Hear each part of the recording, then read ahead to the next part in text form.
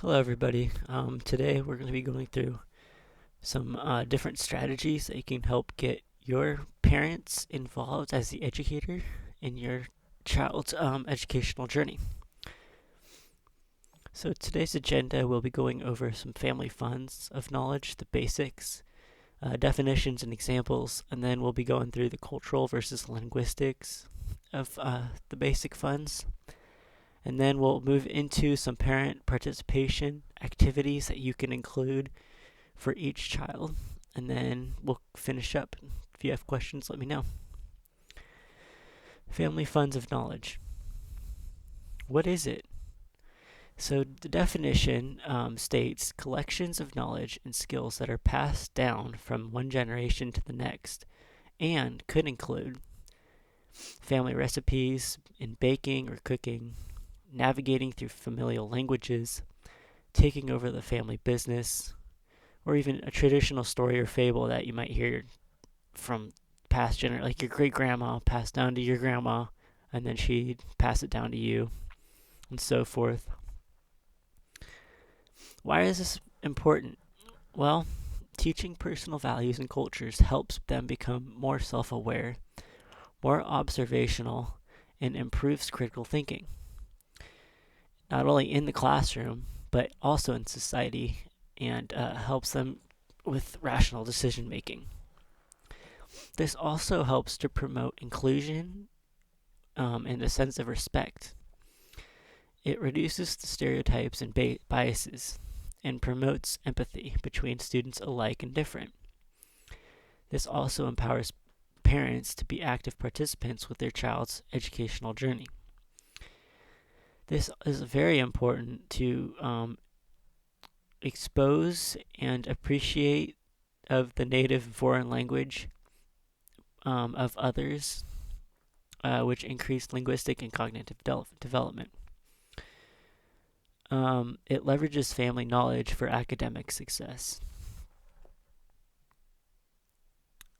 The next portion is cultural versus linguistic funds and what they are.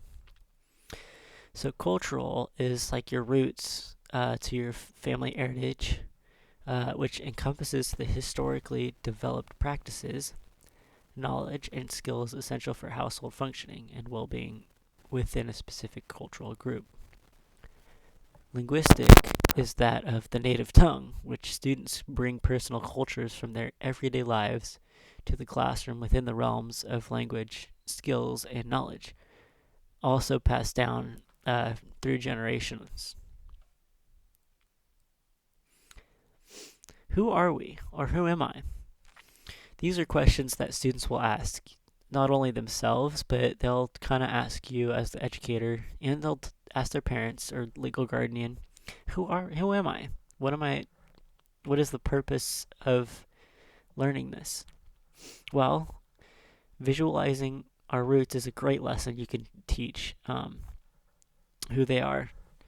The main objective is to have the students learn about their peers through cultures, their various languages, and get to know others without judgment, keeping it very anti-biased.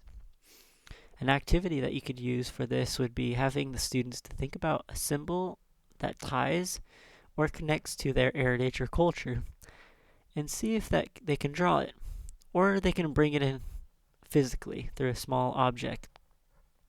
This could include like a flag from their country, a piece of clothing, like a t-shirt or something, image, a picture, or a traditional artifact. After the activity, I would ask the students to share collectively as a group or individually if they want about their roots.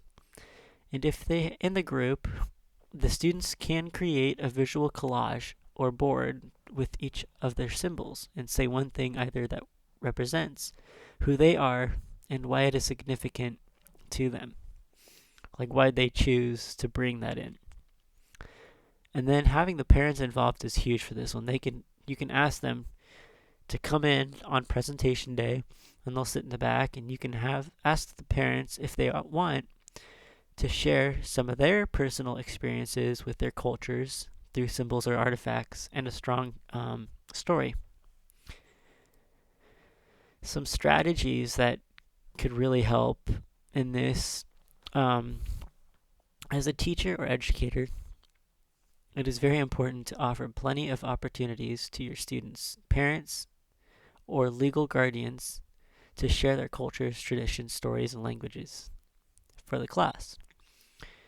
This could be inviting parents to be a cultural ambassador, or asking parents to contribute resources such as artifacts, family recipes from a cookbook, images, drawings, paintings, clothing, even books in their native language. Another skill that would help for parent involvement are vocational skills. This allows for parents to bring in specific or specialized skills or knowledge related to their own profession, trade, or community role, and have them speak about any language barrier encounters or experiences. This can include like whatever they are: firefighter, engineer, doctor, plumber. As the teacher, you want to create a volunteering program or sign-up sheet, depending on how much or how often the parents are available: once, twice, 3 times a month, twice a week, etc. And encourage the parents to share knowledge related to lessons and activities students are learning that week. The last piece, or third activity, is to include parent-based curriculum. You have to, as the educator, kind of go based off the state standards that are already preset from, I don't know, the 1960s, and work based. You can kind of work around that as long as you get the basic ideas to this child, but have this parents kind of work into the lesson and have it about their cultures and families. You can work one-on-one with the parent to curate a curriculum or a lesson in unique ways that reflect each student's home experience, culture, and family. This will help create stronger professional bonds with the parents and release some of the parental stress of not knowing what their child is learning in the classroom.